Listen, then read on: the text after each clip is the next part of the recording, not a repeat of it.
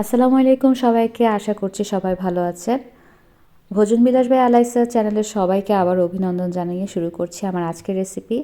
আজকে আমি আপনাদের জন্য নিয়ে এসেছি জলপাইয়ের গোটা আচারের রেসিপি। চেষ্টা করেছি আপনাদের সামনে খুবই সহজভাবে রেসিপিটা তুলে ধরতে।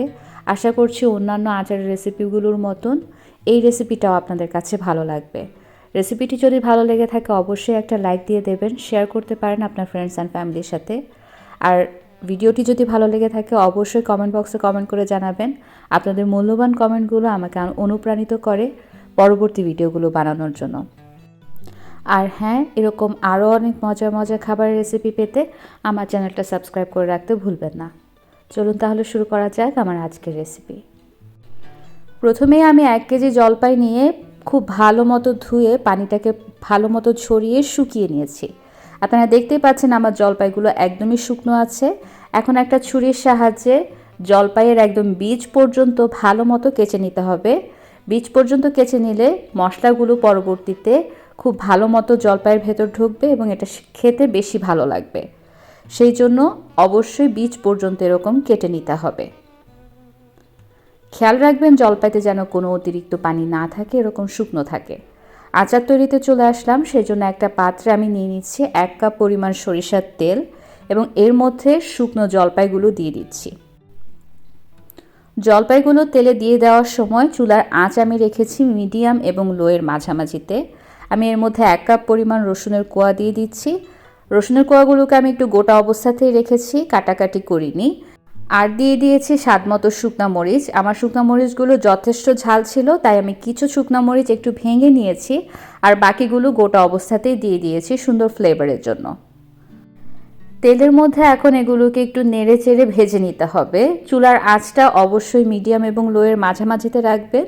যদি অনেক জোরে চুলার তাপটা দেওয়া হয় অনেক ক্ষেত্রে বেশি ভাজা হয়ে যায়, সেটা খেতে ভালো লাগে না, শক্ত হয়ে যায় জলপাইগুলো।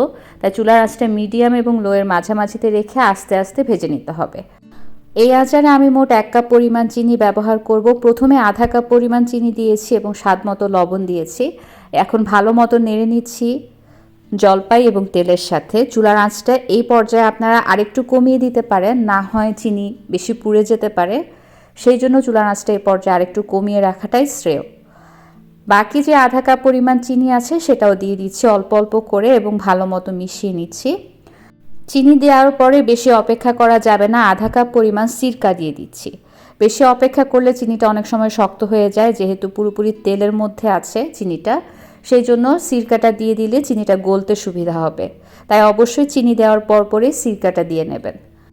সিরকা দেওয়ার পর খেয়াল করতে হবে জলপাই এবং রসুনগুলো ভালো মতো সিরকার মধ্যে ডুবে আছে কিনা।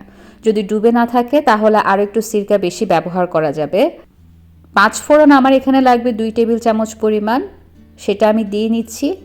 এই আচারটাতে যেহেতু প্রচুর পরিমাণে তেল ব্যবহার করা হয়, তাই প্রতিটা উপকরণ দিয়ে খুব ভালো মতো নেড়েচেড়ে মিশিয়ে নিতে হবে এবং চুলার আঁচের দিকে খেয়াল রাখতে হবে। অবশ্যই খেয়াল রাখবেন চুলার আঁচটা যেন অনেক বেশি জোরে না থাকে। মিডিয়াম এবং লোয়ের মাঝামাঝি থেকে চুলাটাকে আমি একদম কমিয়ে দিয়েছি।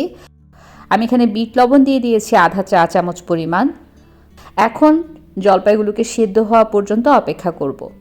সেদ্ধ করার সময় অবশ্যই মনে করে চুলার আঁচটা কমিয়ে দেবেন, না হয় নিচে লেগে যেতে পারে বা পুড়ে যেতে পারে।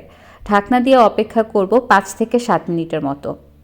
এই সময়টাতে অবশ্যই কিছুক্ষণ পর পর ঢাকনা তুলে আচারটাকে নেড়ে দিতে হবে, কারণ আমরা যে সিরকা ব্যবহার করেছি এবং চিনি থেকে যে পানিটা বের হয়েছে তা আস্তে আস্তে বাষ্প হতে শুরু করবে।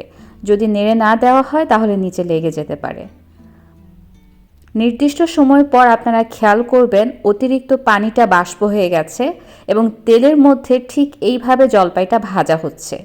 এই পর্যায়ে অবশ্যই একটা জলপাই তুলে এভাবে চেক করে দেখবেন। যখন দেখবেন খুব সহজে জলপাইটা কাটা যাচ্ছে, অর্থাৎ সিদ্ধ হয়ে গেছে, তখন আমরা এটাকে নামিয়ে নেব। আমার আচারটা কিন্তু এই পর্যায়ে তৈরি হয়ে গেছে। সেদ্ধ হওয়ার সাথে সাথে অবশ্যই চুলা থেকে নামিয়ে নেবেন এবং অন্য একটা পাত্রে তুলে নেওয়ার চেষ্টা করবেন, কারণ এই যে গরম তেলের মধ্যে জলপাইটা ভাজা হচ্ছে, এটা যদি অতিরিক্ত ভাজা হয় তাহলে আপনারা খেয়াল করবেন জলপাইগুলো শক্ত হয়ে যাবে। ঠান্ডা হয়ে গেলে একটা কাচের বয়ামে এটাকে প্রায় 1 থেকে 2 বছরের মতো আপনারা সংরক্ষণ করে রাখতে পারবেন। রোদে দেওয়ার কোনোই প্রয়োজন নেই। এই ছিল আমার আজকের আয়োজন। দেখতেই পেলেন খুব অল্প কিছু উপকরণে এই মজাদার আচারটা তৈরি করা সম্ভব। আমি চেষ্টা করেছি আপনাদের সামনে সহজভাবে রেসিপিটা তুলে ধরতে, বরাবরের মতোই।